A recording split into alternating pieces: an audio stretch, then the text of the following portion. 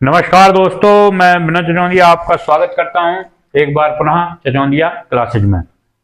और आज बहुत दिनों बाद हम लोग एक दूसरे से रूबरू हुए हैं और आज मैं आपके लिए बहुत अच्छा सवाल लेकर आया हूं। कई बच्चों के फ़ोन भी आए कि सर बैन आरेख का एक आध सवाल ऐसे समझा दीजिए जिससे दिक्कत ना हो। तो मैं आपको ये एक सवाल बता रहा हूँ, इसी सवाल से एक दो सवाल और बताऊंगा और मैं ये आपको गारंटी से कहूंगा कि ये जो बैन आरेख का टॉपिक है आपका क्लियर हो जाएगा। ये परसेंटेज का एक भाग है, तो ये टॉपिक आपका क्लियर हो जाएगा। तो बिना समय बर्बाद करे हम लोग टॉपिक प्रारंभ करते हैं।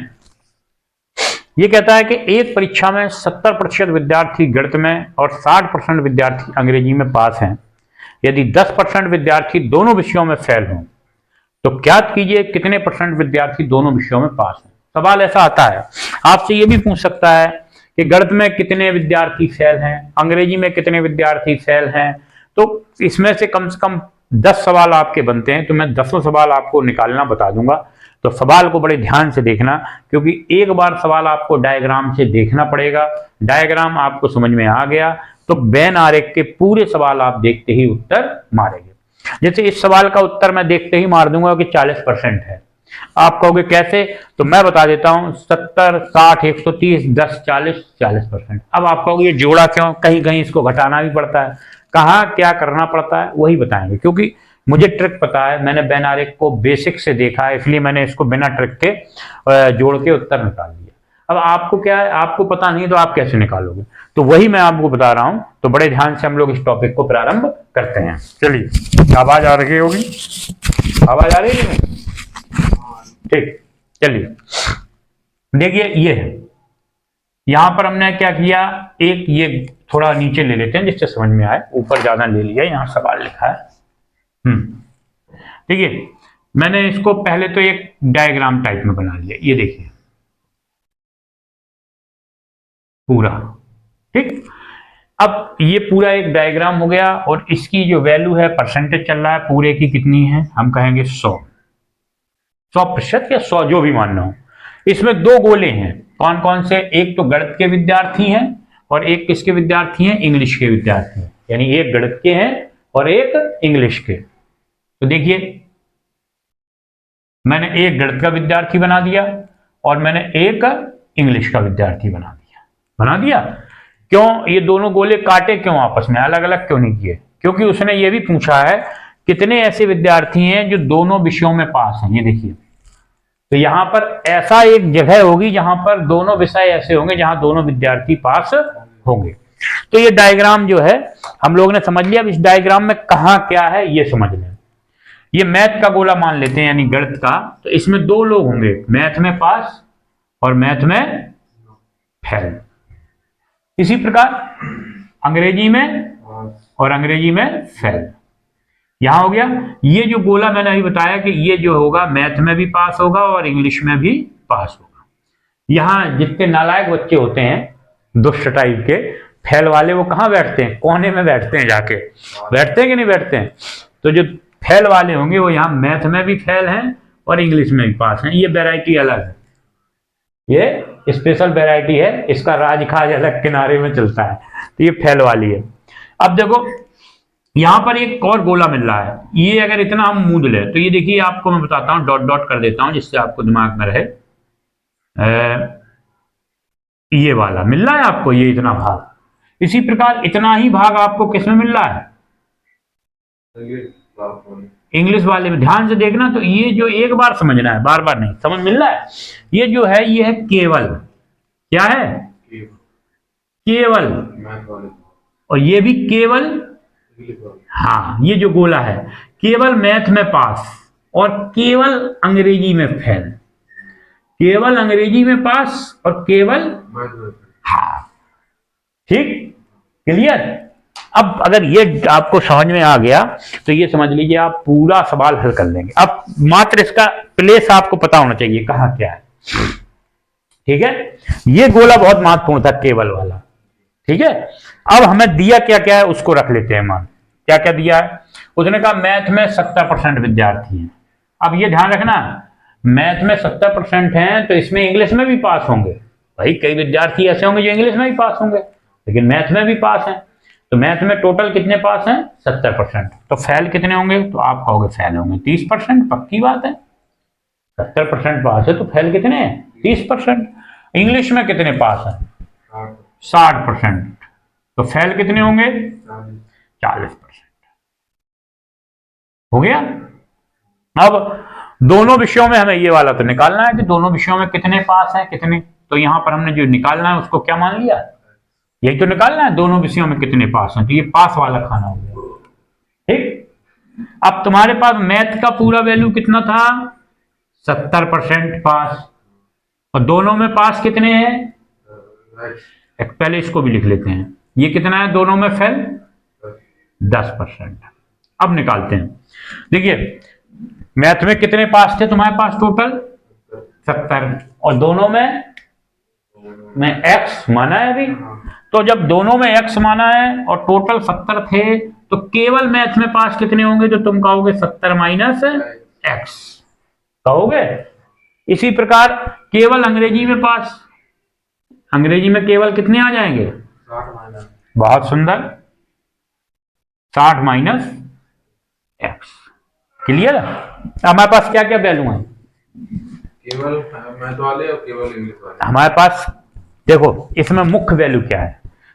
मुख्य वैल्यू है आपकी केवल गणित में पास, दोनों में पास, केवल अंग्रेजी में पास और दोनों फेल। ये सबको अगर जोड़ देंगे तो किसके बराबर होने चाहिए?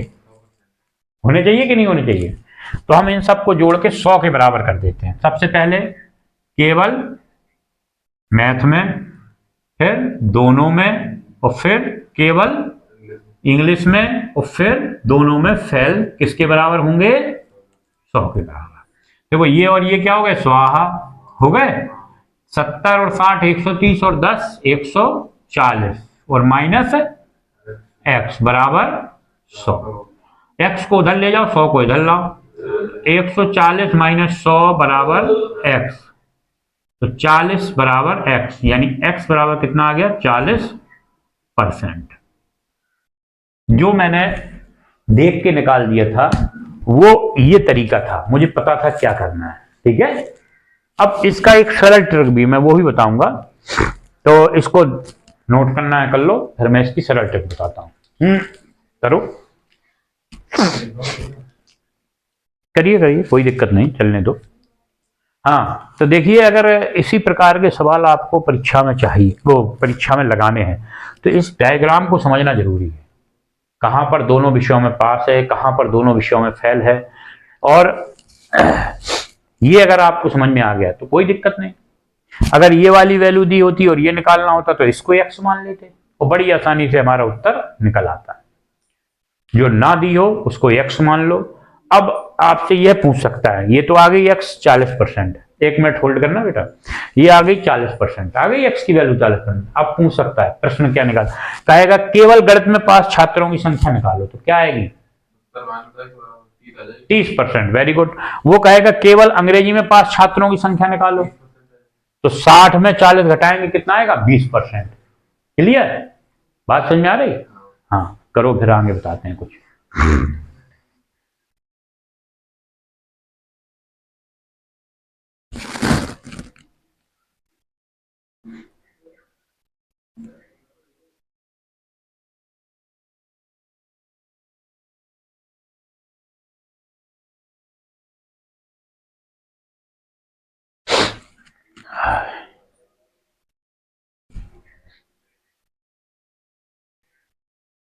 देखिए अब इसको नोट हो गया, अब इसके आगे हम लोग बढ़ते हैं। क्या है? अच्छा ये सवाल थोड़ा सा और घुमा सकता था, पहले इसको शॉर्ट ट्रिक देखते हैं क्या कर लें। मान चलो आपको इतना बड़ा नहीं लगाना, आप कहो नहीं गुरुजी इसकी कोई शॉर्ट ट्रिक हो तो बताइए जिससे हमें इतनी मेहनत ना करना पड़े। नीचे का आ रहा है फ्रेंड? ठीक है। तो देखो इसकी शॉर्ट ट्रिक क्या है, हमें निकालना क्या है, ये देखो वो कह रहा है दोनों विषयों में पास छात्रों की संख्या निकालनी है। क्या निकालना है? दोनों विषयों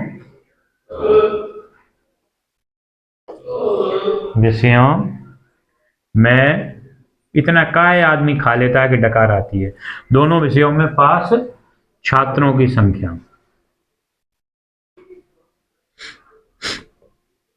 तो देखो इसके लिए क्या करेंगे, इसके लिए बहुत साधारण तरीका है। मैथ में पास यानी गणित में पास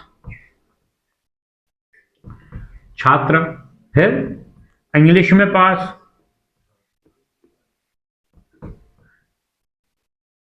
और फिर दोनों में फेल। आ रहा है? और यहां पर जो बड़ा हो उसको 100 में, 100 बड़ा है तो 100 में इसको घटा देंगे, और ये बड़ा है तो 100 को इसको करना। तो ये है, यानी हम ऐसे याद रख सकते हैं। कैसे? इसको दूसरे तरीके से ऐसे भी कह सकते हैं हम लोग, तो देख लूं। हाँ, दूसरे तरीके से ऐसे भी कह सकते हैं इसको हम लोग कि दोनों विषयों में पास निकालना हो तो पास पास फेल। क्या कह सकते हैं? पास पास फेल। तो पास पास फेल कह के इसको याद भी कर सकते हैं। देखिए, दोनों विषयों में पास निकालना है तो गणित में पास, अंग्रेजी में पास, और दोनों में फेल। ये भी तरीका है याद करने का, जिससे ध्यान रहे। और जब दोनों विषयों में फेल निकालना हो तो फेल फेल पास। ठीक, अभी मैं सवाल बदलूंगा तो समझ में आ जाएगा। तो यहां पर देखिए, गणित में कितने पास हैं? तुम कहोगे 70%, और अंग्रेजी में 60%, और दोनों में फेल 10%। तो यहां पर देखिए, इनको जब जोड़ा हमने आपस में तो कितना आ गया? 140%। 100 से अंतर किया तो उत्तर कितना आ गया? 40%। आ रहा है फ्रेम में? 40% आ रहा है? आ रहा है। ठीक, क्लियर? ये है इसकी शॉर्ट ट्रिक। तो इसी शॉर्ट ट्रिक से मैंने इसको उत्तर निकाल लिया था। देखिए, मैंने कहा पास पास फेल शुरू में जब बताया था, 70, 60 और 10, 140, 100 से अंतर। ठीक, अगर इसी सवाल को हम थोड़ा सा बदल देते हैं, क्या कर लेते हैं, यहां पर मैं कर देता हूं 40% विद्यार्थी अंग्रेजी में फेल। क्या कर दिया? अंग्रेजी में फेल। और 40% विद्यार्थी दोनों विषयों में पास। तो कितने परसेंट विद्यार्थी दोनों विषयों में फेल होंगे? मैंने थोड़ा सवाल चेंज कर दिया। देखिए, सवाल क्या चेंज किया? सवाल कहा एक परीक्षा में 70% विद्यार्थी गणित में, 40% विद्यार्थी अंग्रेजी में फेल हैं। गणित में पास कितने हैं? गणित में पास, ठीक है, और 40% विद्यार्थी अंग्रेजी में फेल हैं। यदि 40% विद्यार्थी दोनों विषयों में पास हों तो ज्ञात कीजिए कितने परसेंट विद्यार्थी दोनों विषयों में फेल होंगे। तो हमें क्या निकालना है, यहां पर लिख लेते हैं सबके मान। हम कहेंगे कि गणित में पास, पास का पी बना देंगे। गणित में पास कितने हैं? आप कहोगे 70%। ठीक, फिर कहूंगा अंग्रेजी में फेल, आप कहोगे अंग्रेजी में फेल हैं 40%। फिर कहेंगे दोनों में फेल, हाँ दोनों में पास, तो आप कहोगे 40%। हमें क्या निकालना है? दोनों में फेल। क्या निकालना है? दोनों में फेल। दोनों में फेल। अभी फेल का फॉर्मूला बताया था, क्या बताया था? फेल का, दोनों में फेल का फॉर्मूला क्या बताया था? बताओ जरा। फेल, फेल और पास, बेल बेल और पास। ठीक है, अब यहां पर गणित में कितने पास हैं? 70, लेकिन हमें निकालने क्या है? फेल। तो कितने हुए? और इसमें कितने होंगे? 40। जहां कितना, इसमें अंग्रेजी में फेल दिया ही है हमें, और ये पास। बस तीनों को जोड़ दीजिए। तीनों को जोड़ेंगे तो कितना आएगा? बताओ जरा हमें। 110। इसका 100 से अंतर निकालेंगे तो कितना आएगा?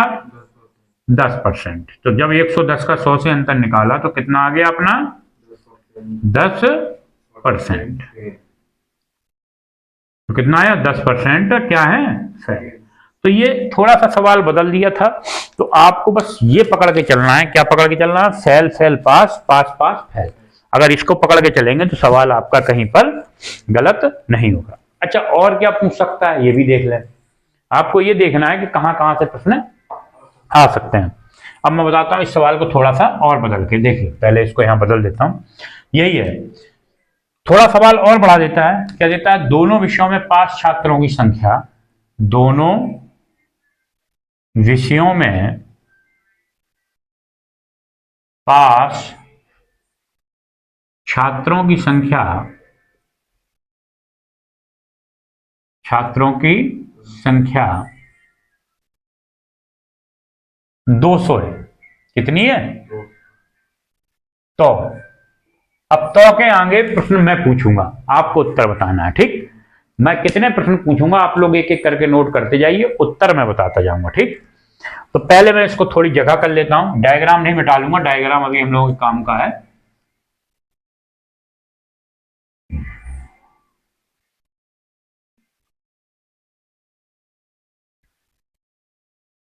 सवाल को थोड़ा संशोधित जहां के तहां कर देता हूं, जिससे, चलिए रहने दीजिए, सवाल से कोई दिक्कत नहीं, क्योंकि डायग्राम तो वो आपका बना ही है, ठीक है। अब हमें यहां पर सब कुछ पता है, सवाल वही है, थोड़ा बदल दिया है, कोई दिक्कत नहीं है।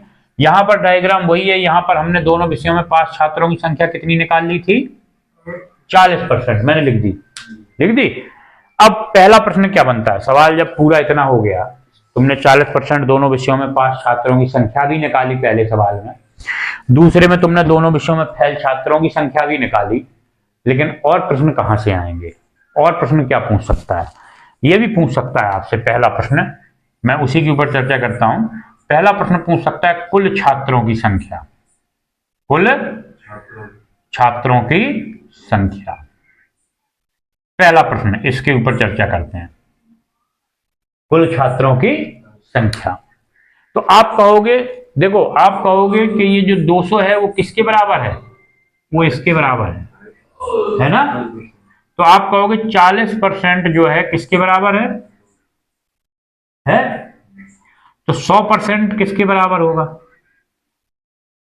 तो 200 गुणे 100 बटे 40, 4 पंचे 20, यानी कुल छात्रों की संख्या कितनी आ गई, यानी टोटल छात्र कितने थे, 5, निकल आया। अब तुमने एक चीज गौर करी, जब भी हम किसी का कंपेयर करेंगे तो हमें ये वाली लाइन लिखनी पड़ेगी। कौन सी लाइन लिखनी पड़ेगी, हाँ 200, अर्थात हमें क्या लिखना पड़ेगा, 200 बटे 40, यानी कितना आ रहा है, 5%, कितना आ रहा है, 5 ही आ रहा है। अब तुमसे क्या क्या प्रश्न पूछ सकता है, ये समझ में आई, ये लाइन हर बार लिखनी पड़ेगी, तो हम पहले ही भाग देके लिख लेते हैं, कितना आ रहा है, 5%, कितना आ रहा है 5%। अब तुमसे क्या क्या पूछ सकता है, कुछ भी पूछे, अब तुम फ्री हो। वो तुमसे पूछे गणित में पास छात्रों की संख्या बताओ, मैं ऐसे लिखे दे रहा हूं, बताओ जरा, तुम कहोगे 70 गुणे 5, उस 5 का गुणा करते जाओ, उत्तर आता जाएगा, कितनी है, 350। वो तुमसे पूछे केवल गणित में पास छात्रों की संख्या बताओ,